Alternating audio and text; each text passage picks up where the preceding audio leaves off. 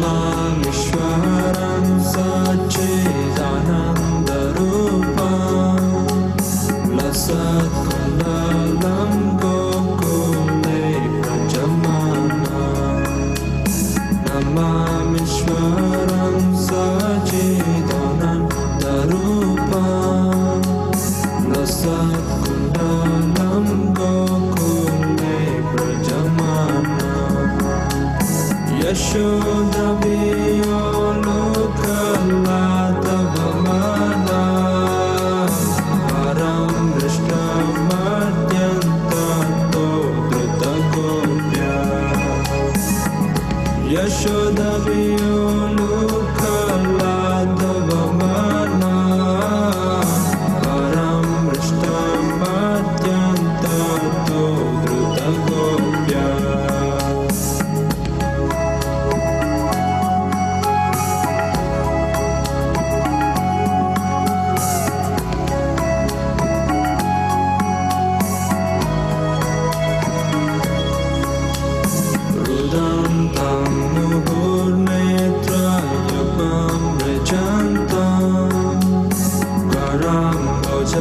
युग्मेन सतं कनेत्रं रुदन्तं मुहुर्नेत्रयुग्मं व्रजन्तं कराम्बुजयुग्मेन सतं कनेत्रं मुहुश्वासकं पात्रिरेखाककान्ता स्थिताग्रैवं दामोदरं भक्तिपातं मुहुश्वासकं पात्रिरेखाककान्ता स्थिताग्रैवं दामोदरं भक्तिपातं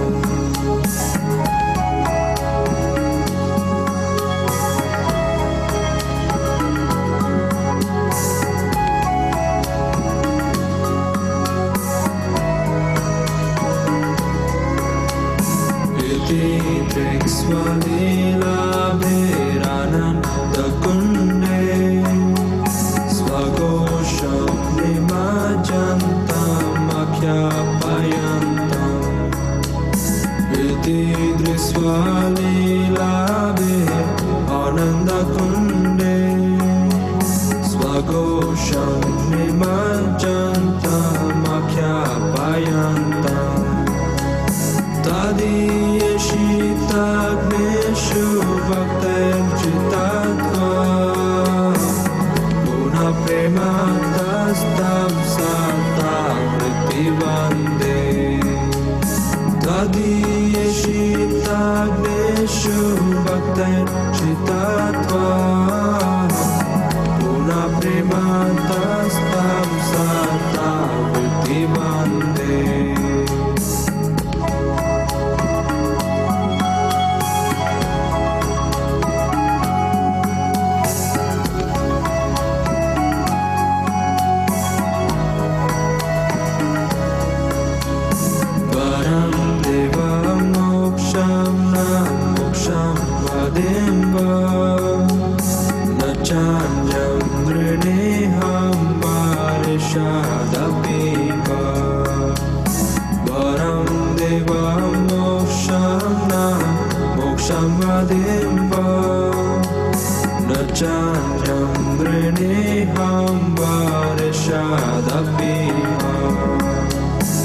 idam teva purnata gopala bala sada me manasya virashtam kimanye idam teva purnata gopala bala sada me manasya virashtam kimanye Hare Krishna, Krishna Krishna, Hare Hare, Hare Rama, Rama Rama, Hare Hare. Vedante Mukambojam Madhyantanile Vritam Kundalai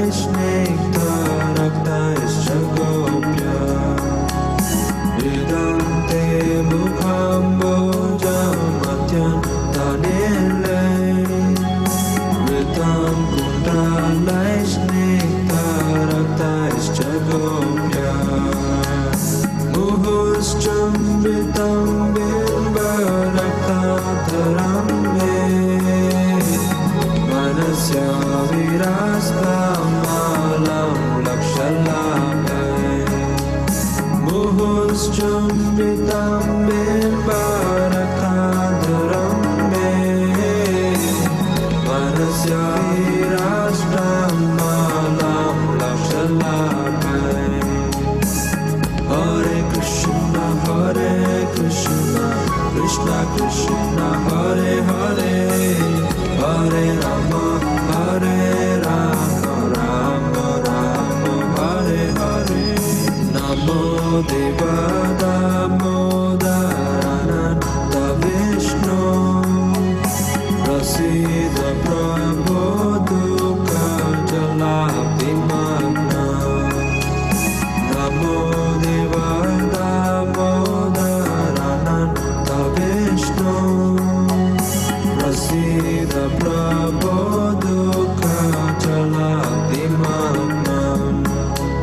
Kripa Drishti Vrishchati Dinam Vatano, Grihani Shabamagnam Nidakshi Drishya.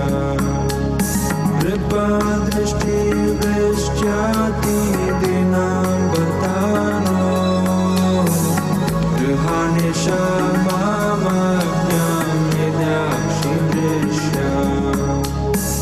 Hare Krishna, Krishna Krishna, Hare Hare, Hare Rama, Rama Rama, Hare Hare. Kuberatmaja Vada Mutyaiva Yadva, Toya Mochita Bhakti Bhaja Uttaucha.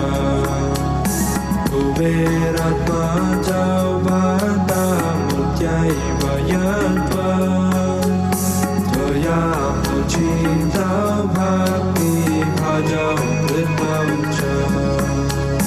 Tata prema bhaktim swakam me prayacha, Namo shegraho me stitamo dareva. Tata prema bhaktim swakam me prayacha, Namo shegraho me stitamo dareva.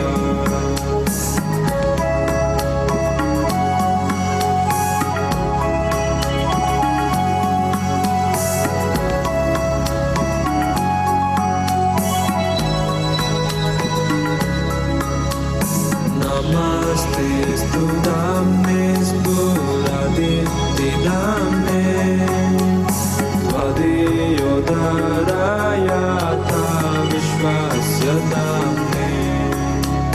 Namaste Studame Spuraditidame Tvadiyodarayata Vishwasya Dame. Namo Radhikaya Tvadiya Priyaya, Namo Nantalilaya Devaya Turyam. Namo Radhikaya Tvadiya Priyaya, Namo Nantalilaya Devaya Turyam.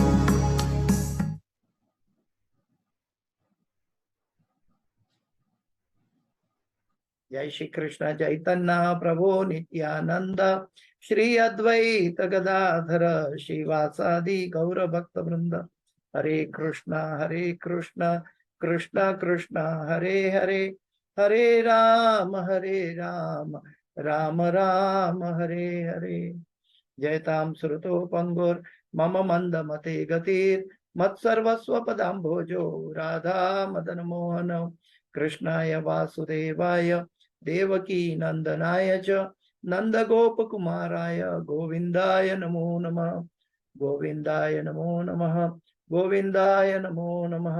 नमः पंकजनाभाय नमः पंकजमालिने नमः पंकजनेत्राय नमस्ते पंकजांग्रिये पंचतत्वात्मकं कृष्ण भक्तरूप स्वरूपकं भक्तावतार भक्ताख्यं नमामि भक्तशक्तिकम्।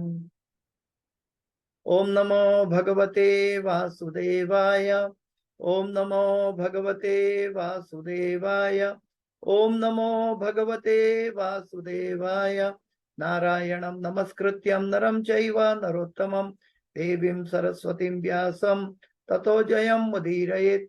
नष्टप्रायेषु अभद्रेषु नित्यं भागवत सेवया भगवते उत्तम श्लोके भक्तिर्भवति नैष्ठिकी। हरे कृष्णा। तो हरे कृष्णा धनुप्राण। जैसे जन्माष्टमी से बढ़कर राधाष्टमी है, हाँ, और वो राधाष्टमी का राधा रानी का महीना, राधा रानी का समय है ये। और वो हमारे जैसे पतित भक्तों का भी शुद्ध कृष्ण भक्ति में स्थापित करने के लिए उनकी करुणा प्रचुर मात्रा में हमें मिल सकती है। तो कार्तिक महीना की अधिष्ठात्रा देवी जो है श्रीमती राधा रानी है। भगवान गीता में कहते हैं कि महीना में मार्गशीर्ष में हूँ, लेकिन भगवान कहते हैं कि 12 महीने में सबसे प्रिय महीना मुझे कार्तिक महीना है। वो कीर्तिदा सुंदरी की बेटी है, इसलिए कीर्तिदा के नाम से कार्तिक नाम पड़ा है। और कार्तिक महीना श्रीमती राधा रानी का महीना है। और राधा रानी के महीने में शास्त्र में बताया गया है, मैं कुछ रेफरेंस पढ़ रहा हूं, कि जैसे सतयुग के समान कोई युग नहीं है, वेदों के समान कोई शास्त्र नहीं है, और गंगा के समान कोई तीर्थ नहीं है, वैसे ही कार्तिक के समान कोई मास नहीं है। ऐसा स्कंद पुराण में लिखा है। कार्तिक मास का पुराण भविष्य पुराण में लिखा है कि हे ऋषि, जो भगवान श्री कृष्ण के मंदिर के अंदर और बाहर दीपमाला की व्यवस्था करता है, वह उन द्वीपों द्वारा प्रकाशित पथ पर परम धाम के लिए प्रस्थान करेगा। ये स्कंद पुराण में बताया है कि ब्रह्मा और नारद के बीच संवाद है। एक व्यक्ति जो कार्तिक मास के दौरान और विशेष रूप से एकादशी के दिनों में एक सुंदर दीपमाला की व्यवस्था करता है, वो भगवान जब भगवान जागते हैं, अपने तेज से चारों दिशाओं को प्रकाशित करते हैं और स्थित होते हैं, एक चमकदार वाहन पर अपने शरीर की चमक से ब्रह्मांड को रोशन करते हैं। वे जितने घी के दियों की व्यवस्था करते थे, उतने हजारों वर्षों तक भगवत धाम में रहेंगे। जितने घी के दियों की व्यवस्था करते हैं, उतने हजारों वर्ष तक भगवत धाम में रहेंगे। कार्तिक महीना में भगवान कृष्ण के सामने घी का दीप जलाना ये बहुत बड़ी सेवा है। मंदिर के अंदर या मंदिर के बाहर ये व्यवस्था करने से भक्ति को कोई पण व्यक्ति को भगवान के समान स्वरूप की प्राप्ति होती है, यानी सारूप्य मुक्ति होती है भगवान की दीपदान करने से। कार्तिक महीना में जब कोई दीपक अर्पित करता है तो उसके लाखों करोड़ों पाप पलक झिपटते ही नष्ट हो जाते हैं। हमारे लाखों करोड़ पाप एक आंख के पलकारे में भी नष्ट हो जाता है। एक आंख का पलकारा जब होता है, उतनी देर अगर हमने घी का दिया राधा दामोदर को, यशोदा दामोदर को अर्पण किया, उतनी झपक में ही हमारे लाखों करोड़ों पाप नष्ट हो जाते हैं। फिर जो भक्त केशव को प्रसन्न करने के लिए दीपक अर्पित करते हैं, वह इस मृत्यु लोक में पुनः जन्म नहीं लेते, यानी भगवत धाम जाते हैं। जो भक्त घी का दीपक अर्पित करते हैं, उन्हें अश्वमेघ यज्ञ करने से क्या लाभ? इस प्रकार दीपदान से अनेक अश्वमेघ यज्ञों का फल प्राप्त होता है। यदि कोई भगवान श्री हरि के मंदिर में थोड़ा समय के लिए भी कार्तिक मास में दीपक जलाता है, तो उसने लाखों कल्पों के लिए जो भी पाप अर्जित किए हैं, लाखों युगों के लिए नहीं, लाखों जन्मों के लिए नहीं, लाखों कल्पों के लिए जो भी पाप अर्जित किए हैं, वो एक कल्प 1000 युग के बराबर है। ये सभी नष्ट हो जाते हैं। किसी के जीवन में भले ही कोई मंत्र ना हो, कोई पवित्र कर्म ना हो, कोई पवित्रता ना हो, उनके जीवन में भी कार्तिक मास में दीपक अर्पण करने से सब कुछ अपने आप सही हो जाता है।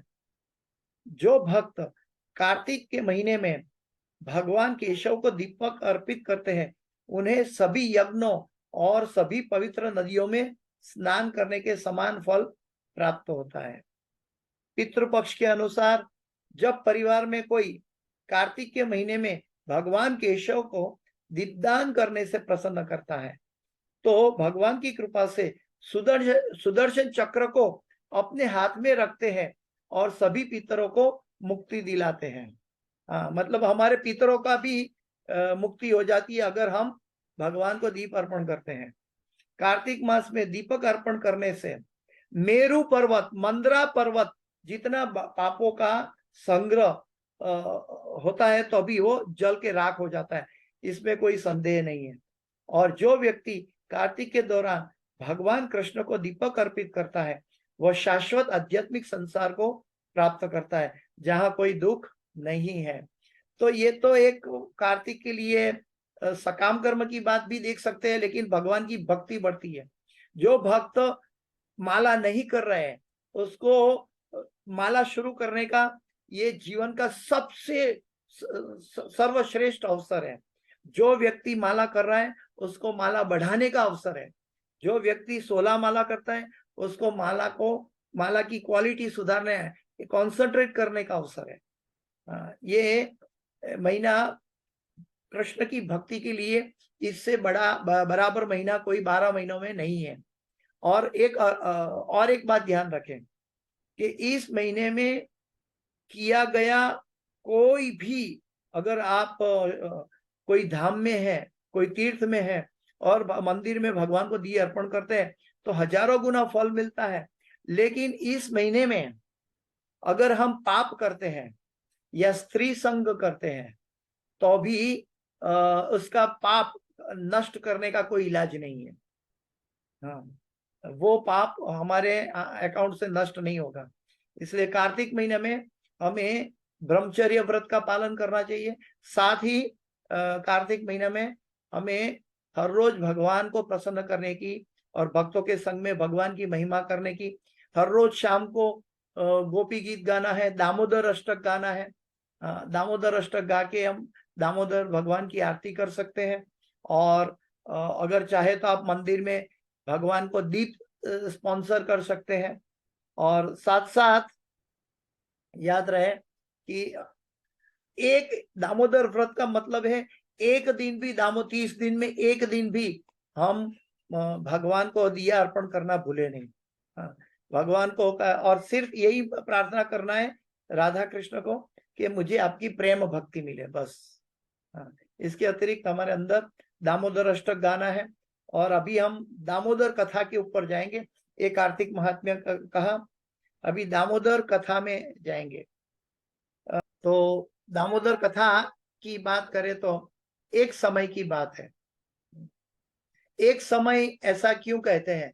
कोई भी शास्त्र में जब आध्यात्मिक बातें बताते हैं या इतिहास बताते हैं तो वो एक समय की बात करते हैं। इसका मतलब है कि ये शाश्वत समय की बात है, यानी कि इसका कोई डेट टाइम फिक्स नहीं है, क्योंकि ये शाश्वत लीला है।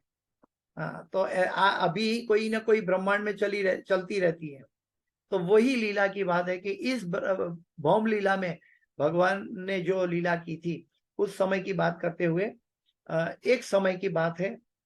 और कुबेर के पुत्र नल कुबेर और मणिग्रीव, अपने नल कुबेर और मणिग्रीव, कुबेर कौन है? देवताओं के खजांची है।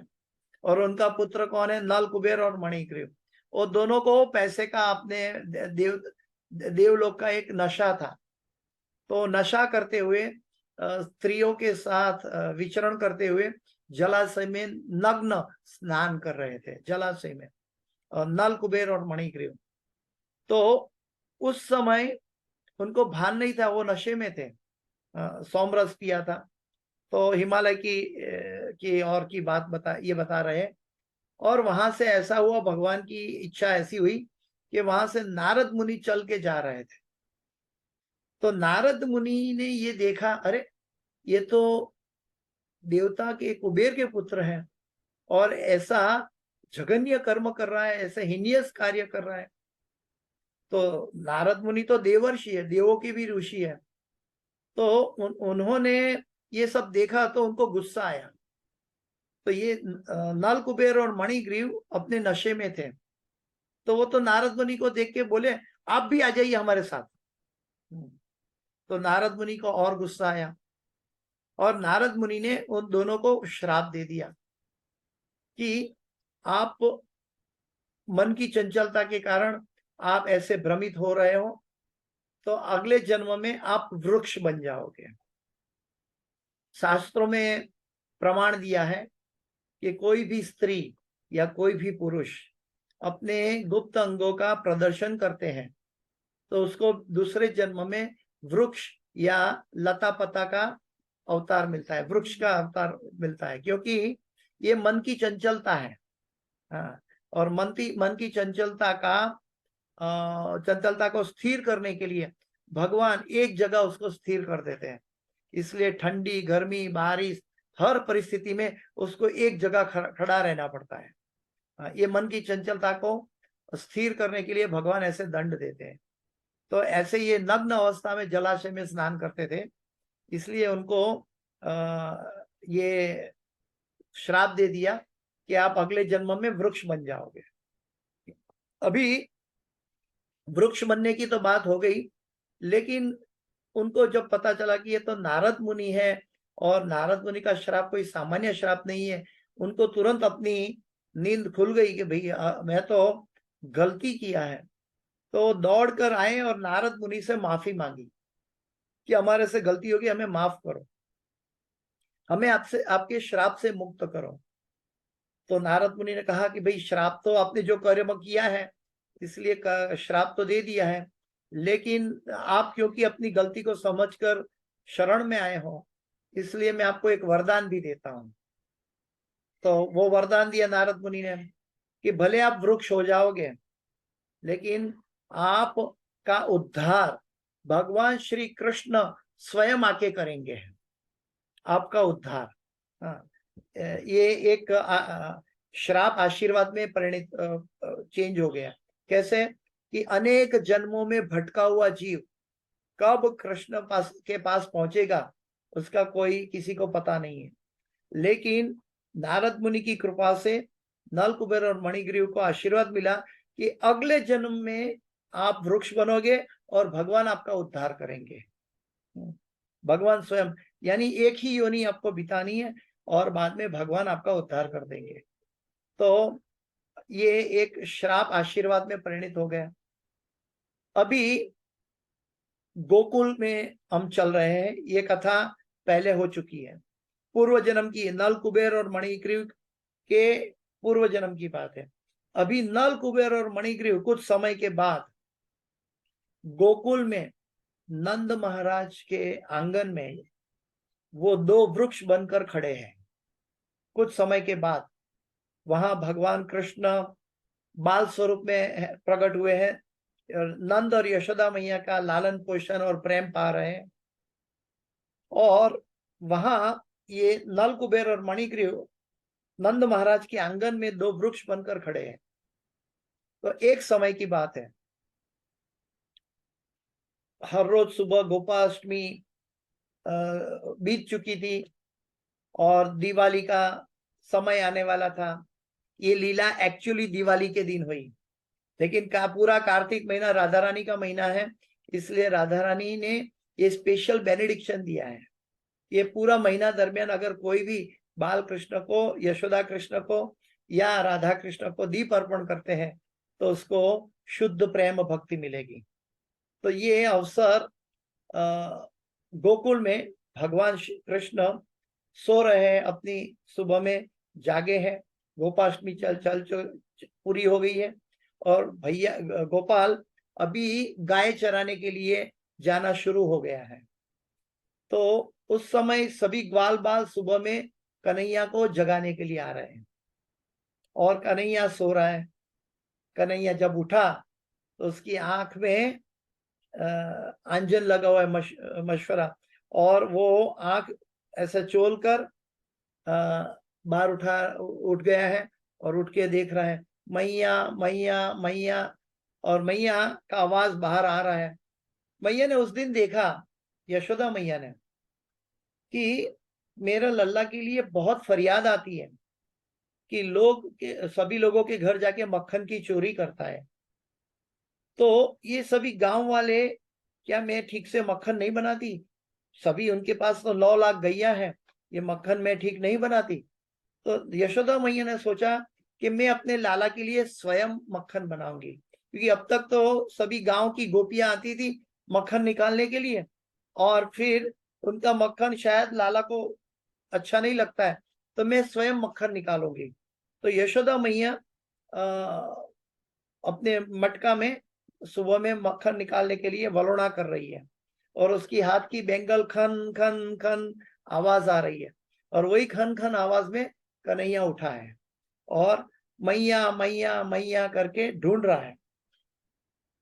कंगन के आवाज की दिशा में चलकर कन्हैया जाता है और देखा कि मैया तो वलोना कर रही है लाला के लिए।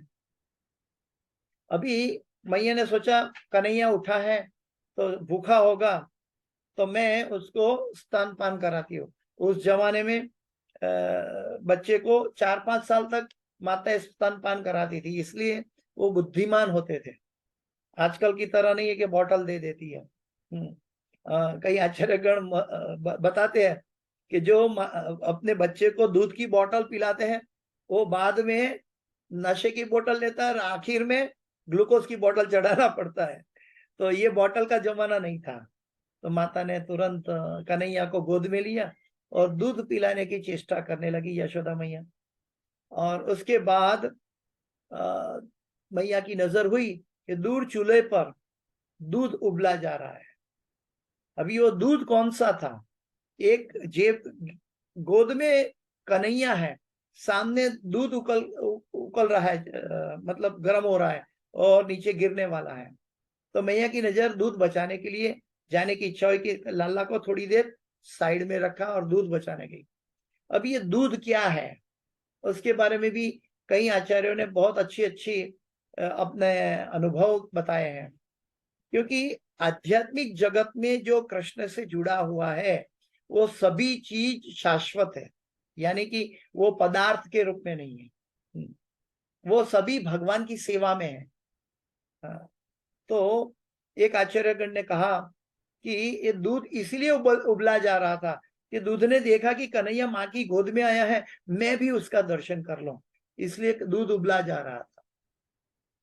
तो दूसरे एक आचार्य ने कहा कि दूध इसलिए उबला जा रहा था कि अगर कन्हैया आज मैया का दूध पी लेगा तो हमारा अस्तित्व, मैं भी दूध हूं भगवान के लिए, तो मेरा अस्तित्व का क्या मोल, मैं भगवान की सेवा नहीं कर पाऊंगा, तो मैं आग में जलकर अपने आप को सुसाइड कर देता हूँ। मुझे भगवान की सेवा चाहिए, नहीं तो मेरा अस्तित्व का कोई मोल नहीं है।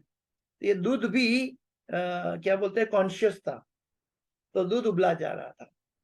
अभी दूध बचाने के लिए यशोदा मैया गई है। अभी दूध क्या चीज है, यशोदा मैया कौन है, कन्हैया कौन है, ये थोड़ा समझने की एक ध्यान रखना है हमें कि दूध क्यों उबला गया। तो दूध की आचार्यों ने अलग अलग परिभाषा बताई। अभी यशोदा मैया कौन है? तो जो 33 करोड़ देवी देवता को जो मौका नहीं मिलता, जो ब्रह्मा शिव, जो तपस्वी हजारों साल तक तप करने के बाद भी जिसको वो पद नहीं मिलता, वो पद यशोदा मैया को मिला है। जो कोई देवी देवता को पद नहीं मिलता, जो ब्रह्मा जी को तक किसी को पद नहीं मिलता, तो वो पद यशोदा मैया को मिला है। वेदेषु दुर्लभम अदुर्लभम आत्म भक्तौ गोविंदम आदि पुरुषम तमहम भजामि। तो वो अपने भक्त को, अंतरंग भक्त को भगवान अपने आप को सौंप देते हैं भक्त के हाथों में। तो वो यशोदा मैया है। यशोदा मैया कोई सामान्य जीव नहीं है। जो भगवान ने उनको माँ का दर्जा दिया है, भगवान वो कितनी महान भक्त होगी कि भगवान ने अपने आप को उनकी गोद में सौंप दिया है। वो यशोदा मैया एक गलती करती है। क्या गलती करती है? कन्हैया को बाजू में रखकर दूध बचाने जाती है। हाँ, हम भी जीवन में, आज का श्लोक भी यही कह रहा था, आज का श्लोक भी यही था कि उन्होंने, व्यासदेव जी ने सारे देवी देवता का और कर्मों का वर्णन, सकाम कर्मों का वर्णन किया भगवान को बाजू में रखकर। वही कार्य यहाँ यशोदा मैया बाजू में रखकर, कन्हैया को बाजू में रखकर दूध बचाने गई। कन्हैया ने सोचा, अरे मेरे से ज्यादा दूध की महत्ता है मैया को, हमारे जीवन में भी हम ऐसे कार्य कर, पूरा जीवन हमारा ऐसे बीत जाता है कि हम भगवान को प्रायोरिटी नहीं देते और अन्य चीजों के ऊपर प्रायोरिटी देते हैं। तो ये यशोदा मैया ने भी गलती की तो भगवान को पसंद नहीं आया। तो हमें भी सीखना है कि हम भगवान को प्रायोरिटी देना सीखें। ये तो एक खैर लीला है, लेकिन फिर भी ये हमारे लिए उपदेश है। तो कन्हैया ने देखा कि मैया तो दूध बचाने गई, तो कन्हैया अंदर रूम में गया, उनको भूख लगी थी, देखा ऊपर मक्खन का मटका लटक रहा है, बाजू में एक लकड़ी पड़ी थी। उन्होंने टेबल पर चढ़कर वो लकड़ी से जोर से मारकर मक्खन की मटकी फोड़ दी और मक्खन पूरा रूम में फैल गया। उस जमाने में तो खिड़कियां में कोई जाली नहीं लगती थी, खिड़की खोल दी तो सभी ग्वाल बाल सखा जो सुबह कन्हैया को गाय चराने के लिए बुलाने के लिए आए थे, सभी ग्वाल बाल सखा खिड़की में कन्हैया को देख रहे थे। तो ये कन्हैया ने सबको अंदर बुला लिया, वहां बंदर थे, बंदर को भी बुलाया, सबको, और सब मिलके मक्खन खाने लगे। जब मैया दूध को बचाकर कन्हैया को ढूंढने के लिए आई, तो कन्हैया ने देखा अभी तो माँ आ रही है, तो मक्खन वाला पांव लेकर, मक्खन में पांव रखकर कन्हैया भाग गया वहां से। तो उसके मक्खन के पांव के निशान की ओर मैया चल पड़ी। अरे कन्हैया ने आज ये कारस्तान किया है। आज तक तो सभी गोपियां कहती थी हमारे घर में मक्खन की मटकी तोड़ देता है, मैं उसकी बात सही नहीं मानती थी, लेकिन आज कन्हैया ने घर में ये कार्य करके मुझे प्रमाण दिया है, इसलिए कन्हैया को मैं आज नहीं छोड़ूंगी। तो यशोदा मैया कन्हैया पर गुस्सा करके, वहां कुएं के पानी भरने की रस्सी पड़ी थी और हाथ में लकड़ी ले ली और लेकर कन्हैया के पीछे भागने लगी। अभी यशोदा मैया भारी है और कन्हैया तो छोटे 5 साल 6 साल का लड़का है, तो कन्हैया को भागने में कोई दिक्कत नहीं है। बाहर आंगन में 9 लाख गैया खड़ी है, गाय चराने के लिए जाना था, तो गैया खड़ी है नंद महाराज के आंगन में। कन्हैया गायों के पांव के बीच में से निकल जाता है और दौड़ता है मैया से अपने आप को बचाने के लिए, और मैया गाय के पांव के नीचे से नहीं दौड़ पाती और कन्हैया दौड़ता रहता है, और मैया और कन्हैया के बीच में ये भाग दौड़ मची है। तो यशोदा मैया थक गई ये बात देखकर। फिर कन्हैया ने देखा कि माँ थक गई है, मैं माँ को तकलीफ हो रही है, मैं कैसे ऐसा कर सकता हूं। तो कन्हैया अपने आप को यशोदा मैया को समर्पित किया, लीजिए मैया। तो मैया को तो थोड़ा एक गुस्सा था, तो मैया ने बोला आज लल्ला तुझे मैं नहीं छोड़ने वाली। हाँ, तो कन्हैया को वहां एक खांडनिया औखल पड़ा था, वो औखल पुराने जमाने में लकड़ी का औखल शिव जी के डमरू जैसा होता था, वो औखल के अंदर कन्हैया को खड़ा रखा और रस्सी से बांधने की कोशिश की। जितनी बार बांधती है उतनी बार रस्सी कम पड़ती है। हाँ, ये रस्सी क्यों कम पड़ती है इसके लिए भी आचार्य ने कई अलग अलग बातें की है। और ये कन्हैया को जब रस्सी बांध रही थी मैया, तो अरे ये क्या कर रहा है, तो सभी वहां से आजू बाजू से जो ब्रजवासी गोपालन जो थी वो देख रही है, अरे मैया ये क्या कर रही है, लल्ला को क्यों बांध रही है। और मैया को गुस्सा आया कि आज लल्ला मैं तुझे बांध कर रहूंगी और आज तेरे लिए यही सजा है, तू पूरा दिन यहाँ खड़ा रहे। और कन्हैया को वो औखल से बांधने की चेष्टा की। जब रस्सी कम पड़ती है तो मैया बोलती है ये क्या हो रहा है, वहां भी मैया परेशान हो गई। तो मैया की परेशानी कन्हैया नहीं देख पाया, लाइए मैया मैं अपने आप को बांध लेता हूं, और भगवान अपने आप बंध गए। अपने आप कैसे बंध गए उसके बारे में भी कई संत आचार्यों ने अलग अलग भाव प्रकट किए हैं। और कन्हैया अपने आप अपने उदर से रस्सी से बांध लिया।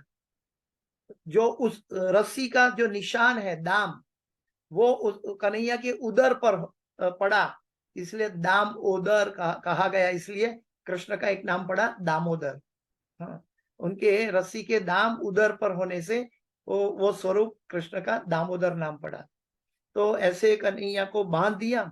और यशोदा यहाँ बोलती है, आज लल्ला तू पूरा दिन यहाँ खड़ा रहे, मैं यमुना पानी भरने जाती हूँ। तूने जो कारस्तान किया है, तो यमुना पानी जल से मुझे रोम को धोना पड़ेगा, मक्खन गिराया है इसलिए। तो मैं यमुना जाती हूँ, तुझे आज यहीं खड़ा रहना है। और भगवान यही समय क्या अवसर देख रहे थे कि उस समय नंद महाराज गांव में गए थे, गांव में थे, बाजार में गए थे। यशोदा मैया जब यमुना पानी भरने चली गई, कन्हैया ने देखा अभी घर में कोई नहीं है, अगर होते तो मुझे ये कार्य नहीं करने देते। तो भगवान ने स्मरण किया, वो पूर्व जन्म के नल कुबेर और मणिग्रीव के नारद मुनि का जो वाद था, आशीर्वाद था, उसको पूरा करने का समय आया। भगवान ने वो दो वृक्ष की ओर नजर देखा और 4 पांव से भगवान चलने लगे। और डमरू जैसा वो जो औखल था भगवान के रस्सी से बंधा हुआ, भगवान के पीछे पीछे गोल गोल घूमकर चलने लगा। और दो वृक्ष के बीच में वो औखल फंसाया और उन्होंने, बाल कृष्ण ने दो वृक्ष को गिराया। अभी यहाँ हमारी बुद्धि का प्रश्न है कि छोटा 5 साल का बालक दो वृक्ष कैसे गिरा सकता है। तो हम क्योंकि हमारी सीमित बुद्धि है, तो हम ये इसको मैथोलॉजी लोग कहेंगे तो मान जाएंगे, लेकिन ये मैथोलॉजी नहीं है। भगवान के लिए कोई भी वस्तु क्या बोलता है कि नहीं हो सकती, ऐसा नहीं है। भगवान सब कुछ कर सकता है। तो भगवान असमुद्व है, भगवान के बराबर या भगवान के ऊपर कोई नहीं है। तो भगवान की निगरानी में सब कुछ वो जैसे चाहे वैसा हो जाता है। तो भगवान ने ये दो वृक्ष गिराए। उसको समझने के लिए एक एग्जाम्पल प्रस्तुत करता हूं कि वृक्ष के ऊपर जैसे एप्पल का झाड़ है, तो एप्पल का झाड़ के ऊपर कई हजारों सैकड़ों एप्पल लगते हैं, और हर एक एप्पल के अंदर एप्पल का बीज होता है। एप्पल का बीज, एप्पल वृक्ष के ऊपर फल होता है, फल के अंदर बीज होता है, और वो हर एक बीज के अंदर फिर एप्पल का वृक्ष समाया हुआ है। और हर एक बीज के अंदर भी एप्पल का वृक्ष समाया हुआ है। तो जैसे एक फल, एक छोटे से पेड़, और पेड़ के फल को भगवान इतनी शक्ति दे सकते हैं कि उसमें से, वो बीज से नया वृक्ष बन सकता है, नया एप्पल का वृक्ष बन सकता है। ठीक वैसे ही जो अगर एक फल को भगवान इतनी शक्ति दे सकते हैं, तो भगवान स्वयं क्या नहीं कर सकते। तो वो फल भगवान ने वो जो दो वृक्ष गिराया, और जब जो दो वृक्ष गिराया तो उसमें से नल कुबेर और मणिग्रीव प्रकट हुए। उन्होंने अपनी गलती का एहसास हुआ और उन्होंने भगवान की माफी मांगी और भगवान की आरती पूजा करके भगवान को दिए की आरती की, भगवान का आशीर्वाद लिया, और भगवान के आशीर्वाद के साथ वो उनका उद्धार हो गया। तो ये जो लीला हुई गोकुल में हुई और दिवाली के दिन हुई। इसलिए इस लीला का जो महात्म्य है, इस महीने में श्रीमती राधा रानी कहती है कि जो भी भक्त इस लीला का पान करेगा, दामोदर अष्टक गाएगा, दामोदर अष्टक की कथा और दामोदर अष्टक गाएगा, या भगवान को दिया जलाकर दामोदर अष्टक गाकर हर रोज नियमित व्रत करेगा, दामोदर व्रत करेगा, तो ये उसके लिए हजारों करोड़ों जन्म के पाप नष्ट हो जाएंगे।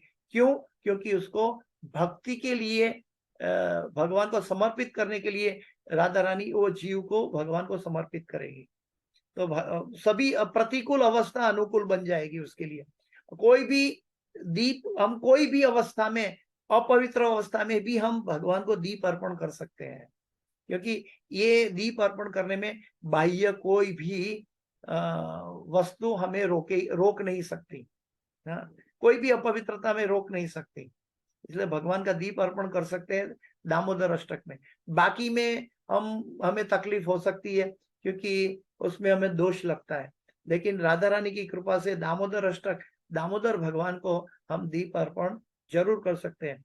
इस महीने में श्रील प्रभुपाद जी समझाते हैं कि हर एक भक्त को सुबह मंगला आरती करनी चाहिए और भागवतम का श्रवण करना चाहिए। जितना आध्यात्मिक चीजों से हम जुड़े रहेंगे उतनी उससे हजारों गुना फल, मतलब हजारों गुना स्पीड से हम भगवत शुद्ध प्रेम भक्ति में आगे बढ़ सकते हैं।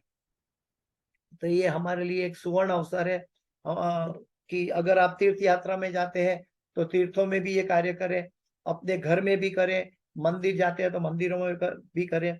इस्कॉन के हर एक मंदिर में संध्या आरती के बाद ये दीपदान का महोत्सव पूरा महीना चलेगा। हाँ, तो सभी भक्त दीपदान के लिए जा सकते हैं। हर एक सेंटर में आप दूसरों को दीप अगर अर्पण करने में मदद करते हैं तो भगवान को और अति प्रिय हो जाते हैं। अगर हम दीप जला के किसी को देते हैं और दूसरे को देते हैं ताकि वो भगवान को दीप अर्पण करें, तो भगवान को वो व्यक्ति और अच्छा लगता है कि वो दूसरों का कल्याण कर रहा है। तो दीप स्वयं अर्पण करना है और दूसरों को अर्पण करवाने के लिए मदद करना है। तो दीपदान हम स्पॉन्सर भी कर सकते हैं मंदिरों में।